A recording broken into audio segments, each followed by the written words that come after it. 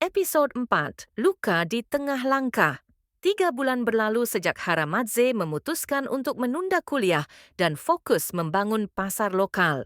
Bersama tim kecil yang ia rekrut dari sesama mahasiswa dan kenalan komunitas, ia menyewa ruang kecil di ruko pinggiran kota sebagai kantor pertama.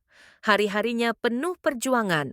Bangun pagi, pitching ke calon mitra, membenahi sistem platform, hingga mengatur keuangan seadanya.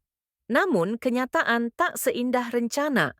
Beberapa investor mundur setelah melihat performa awal pasar lokal yang belum stabil. Pedagang-pedagang kecil yang dia bantu sebagian masih ragu beralih ke digital. Uang operasional makin menipis dan satu persatu anggota timnya mulai menyerah. Di puncak tekanan itu datang kabar yang menyakitkan. Ibunya jatuh sakit karena kelelahan bekerja sendiri di pasar. Haramadze pulang ke rumah dan melihat ibunya terbaring lemah di ruang tengah. Senyum yang biasanya cerah kini redup. "Maaf, Mak. Aku terlalu sibuk kejar mimpi sampai lupa jaga yang paling penting," bisiknya sambil menggenggam tangan ibunya. Di sisi lain, hubungan Farah dan Rendra mencapai titik akhir. Mereka putus.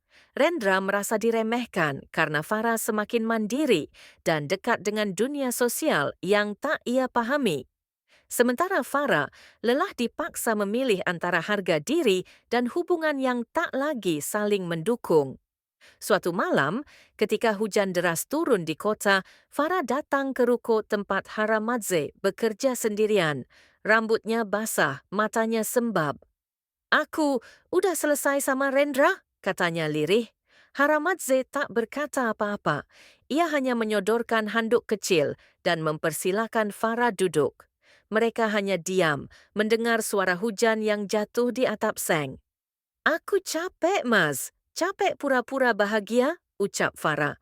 Haramadze menatapnya dalam. "Aku juga capek, tapi aku percaya orang yang bertahan di tengah luka adalah orang yang paling layak sampai ke tujuan." Malam itu, luka-luka mereka bertemu, bukan dalam pelukan, tapi dalam pengertian. Bukan dalam janji manis, tapi dalam kesunyian yang saling menguatkan. Dan dari luka itu, Haramadze menemukan api baru. Ia tak boleh menyerah. Ia tak boleh kalah oleh keadaan. Keesokan harinya ia bangkit.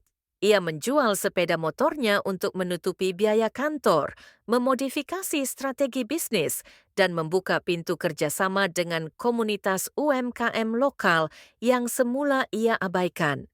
Karena ia tahu mimpi tidak dibangun dari kenyamanan, tapi dari luka-luka yang dijahit ulang dengan harapan dan tekad yang keras kepala.